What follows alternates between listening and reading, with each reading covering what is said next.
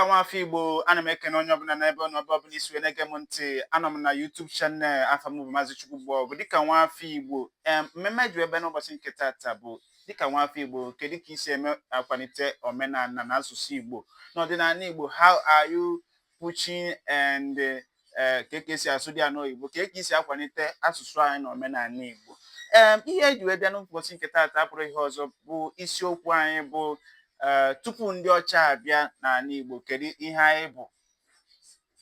Tupu ndị ọcha abụrụ omume ha na nkwalite asụsụ nke ha wee bịa na ana Igbo, kedu ihe anyị na-eme? Mgbe ndị ọcha na-abịabe, ọ na anyị adaghị ebi ndụ ka nka?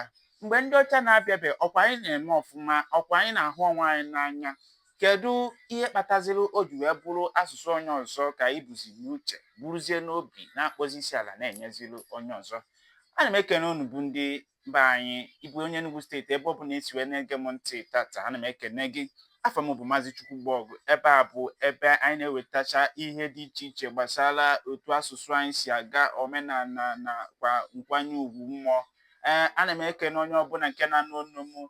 Cheta ka ị na-esonyere anyị na TikTok. Anyị nọ na TikTok, ịsaachịa Maazị Chukwugbọgụ, ị ga-enwetakwa anyị na TikTok. Anyị nọ na YouTube. Ana m ekene onye ọbụla.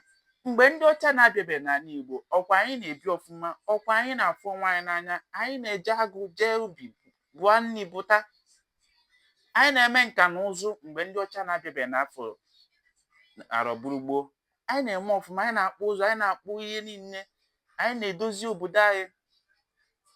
Ndị ọcha abịazịa, ndị mmadụ wee na-emezi ife na-ekwesịrọ, na-etizi aka n'ife na-adọrọ mma, na-egbuzi nwanne ha ka ha wee gwọ ọgwụ ego. Ego adịbụkwa na alụ gburugburu. Alụ gburugburu bụ trade by barter.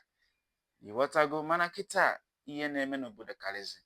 Ana m ekele unu niile nke na-esonyere m. Biko, kedu ka isi akwalite asụsụ Igbo na omenala Igbo n'ebe na ọbụ ọbụla ị nọ? Ị na-emekwa dịka nwafọ Igbo? Ị na-enyerekwa nwanne gị aka? Ị na-esokwa usoro ụzọ nna nna anyị ha kwadoro anyị? Enwere m ọtụtụ okwu ebe a. Ana m ekene onye ọbụla nke na-anụ ọnụ m. Achọrọ m ịgwa unu na bido tata gabazịa, bido mebe ka nwafọ Igbo, bido hụma nwanne gị n'anya, bido nyerebe mmadụ ibe gị aka. O nwekwana ihe ọzọ anyị bụ n'elu ụwa na-abụrụ aja na ntụ. Ọ ga-adịla anyị mma n'Eke, n'Orie, n'Afọ, na Nkwọ, na ọ bụrụ na anyị niile tikọ aka ọnụ wee soro usoro ndị mbụ na ndị egere kụziri anyị. Ọ ga-adịla anyị mma. Ekene m unu.